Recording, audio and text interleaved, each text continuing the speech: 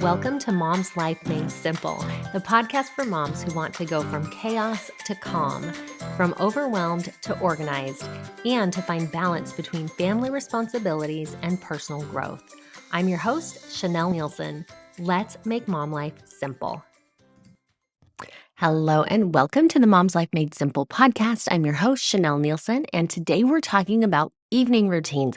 Last week, we talked about morning routines, and we're going to shift gears today and talk about how an evening routine is going to help simplify your whole day.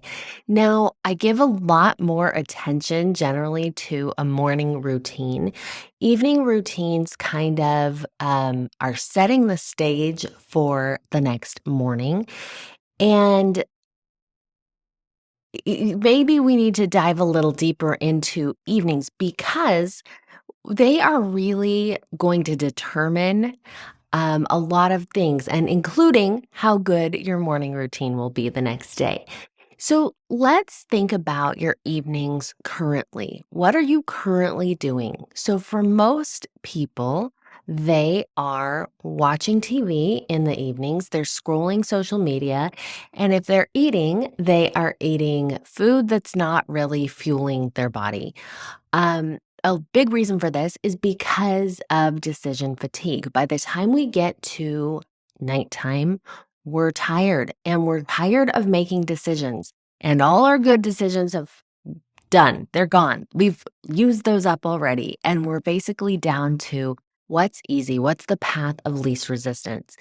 And so a lot of times we stay up later than we should, not making good decisions. Something that people tell me a lot and that I hear kind of the justification for the why am I staying up late? Like what's even the purpose of this? What moms say all the time is, well, it's the only time I get to myself. I stay up late because I finally got the kids to bed and I finally have time to myself.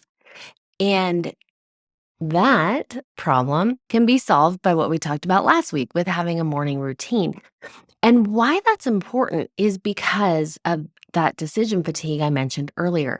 In the morning, you are more intentional, you're creating better choices, and you're really able to start the day the way that you want to. Whereas in the evening time, often you're not making the best choices and you're making things harder for yourself the next day. I had a friend who told me that she was a night owl and she stayed up late. And one of the things that she would do while she was up late is she created this really cool, it was like a blog or a journal online. And she would do that at night. And so I thought, oh, well, she is a night owl. She's using her time really productively at night. And this was years ago, but it got me thinking, well, does it matter if it's in the morning? But after kind of following up with her and learning more about her nighttime routine, come to find out, most nights she would eat ice cream and fall asleep watching TV on the couch. And then she'd have to kind of wake herself up and go upstairs and get to sleep.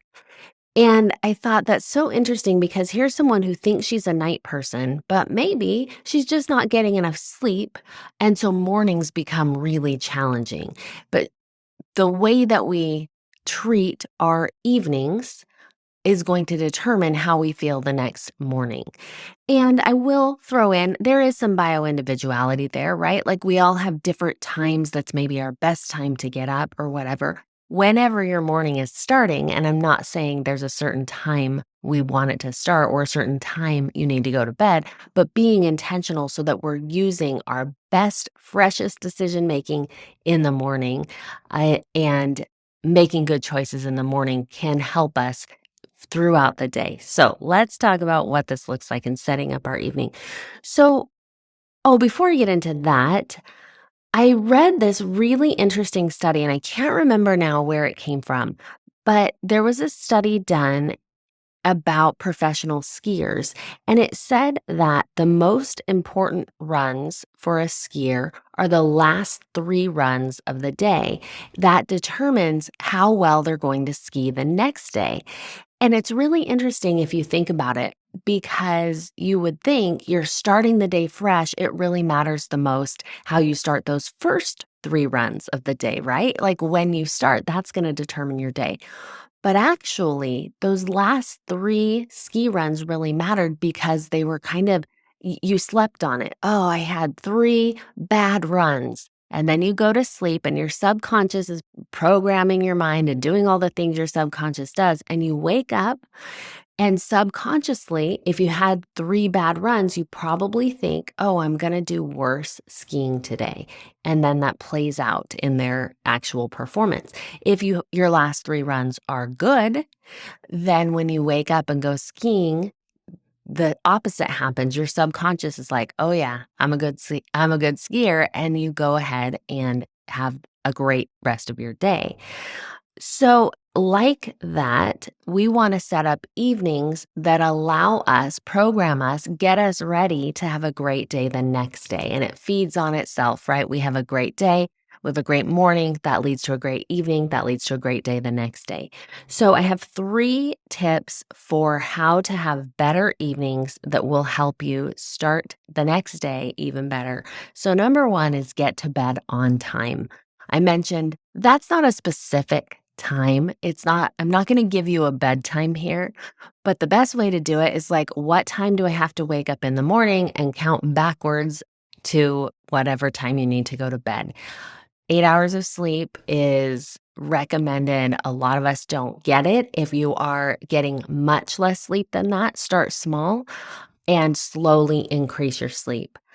So, getting to sleep can be hard for some people. Having a good night's sleep can be hard for some people, but there are some things that we can do to ensure a better night's sleep.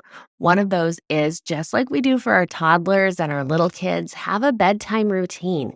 That means you're not going straight from watching a show that has you amped up and ready to go to try to fall asleep. You want to do things that are going to calm you down, help you relax, and help you drift into that sleep time. Screens at night not only affect what we're thinking and how mentally alert we are, but they also affect the light actually makes it harder for us to go to sleep. And speaking of light, creating your sleep environment, a dark room, a cool room are going to help you to sleep better. So, doing what you can to affect the sleep environment so that you really get some good quality sleep. Number 2 is the way that you think about the day you've had so far.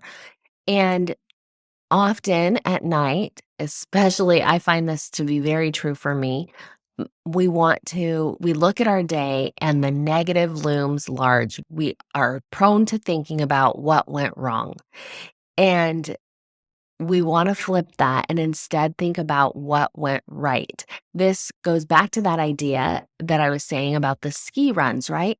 If those skiers are thinking, oh, those last 3 runs, here's what went right, they're primed for the next day. Now, it doesn't everything isn't going to go right in your day. But if you're ending your day every day thinking about what a failure you are as a mom and what you did wrong and the dishes you left in the sink and all those things, you are not going to feel very good or be very mentally prepared for the next day. So instead, before you go to bed, make sure that you are thinking about the things that went well. You're thinking about what you did right during the day. You're thinking about your wins during the day. I like to do this through journaling, writing down what were my wins for the day? What did I do right? What was good about today? Or what am I thankful for today? When I write those down, I feel good. And that means that mentally I'm prepared and I'm ready for the next day. And then the final one is prepare for the next day.